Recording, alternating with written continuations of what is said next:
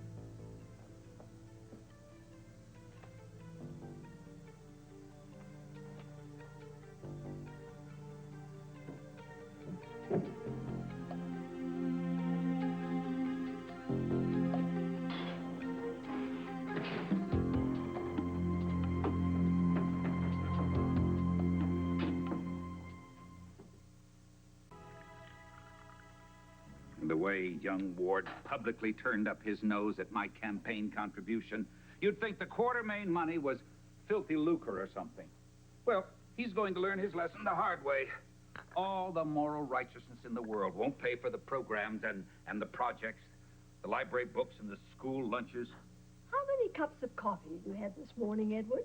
It's not the caffeine that's raising my blood pressure. It's that young man's ingratitude. Well, why should he be grateful to you for anything? Why, indeed? Oh, you're just irritated because he made you look foolish in front of everyone. Tiffany Hill had that camera rolling all the time. I didn't look that foolish, did I? Oh, that was a poor choice of words. You could never look foolish, darling. You're much too handsome and distinguished. Oh, you should run for city council, Lila. You have the soul of a politician. You'd win in a landslide. I've been tempted. Oh, don't you even joke about that. I have enough problems as it is. Do you really think I'd win? Lila. That's 4 cups. Who's counting? I am. Have some orange. No. Mrs. Ward is here to see you? Oh, what a coincidence. We were just talking about her grandson. Show her in, please, dear. I wonder what she's here for. It must have something to do with the campaign. Oh, good morning, Mrs. Ward. Good morning, Mrs. Quartermaines. I'm here on behalf of my grandson, Justice.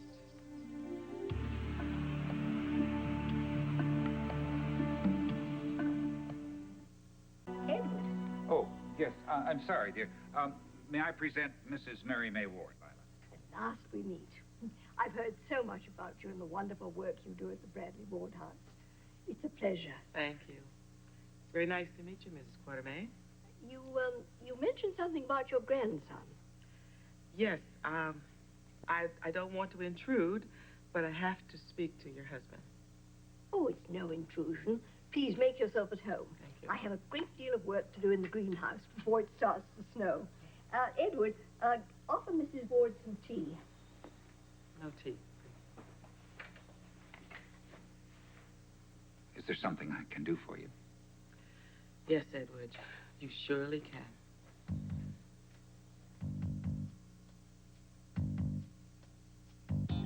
Justice was moving into his new place on Douglas Street, and he received a threatening phone call warning him to stay away from the incinerator project and to quit the race for city council. But Justice was not intimidated.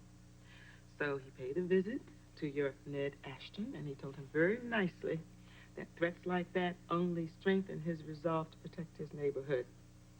But later that night, somebody came into that neighborhood, and they came into his house, and they beat him. Now, he's in the hospital, Edward. He has several broken ribs. He has a fractured skull. They had to remove his spleen. He's lost so much blood that he very nearly died. Oh, good God. God is good. Sometimes man isn't. Do you think I had something to do with this? I assure you I didn't. And I can assure you, Edward, that someone you know, or someone you work with, or someone who works for you is responsible for this. I do not condone violence, never under any circumstances. Edward, this was not a robbery. This was not a random act of violence. This was a systematic, professionally administered act of retaliation. They might as well have hung a sign on my grandson saying, "Go home, boy. Don't mess with our politics. Don't mess with our business." Mary May, I am so very, very sorry this happened. I swear to you that I have no knowledge of it. Well, maybe you could see your way to acquire some knowledge of it.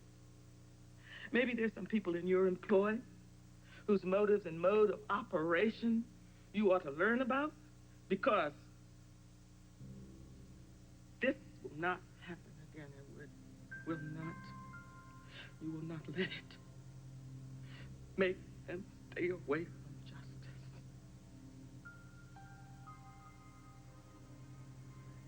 Yes.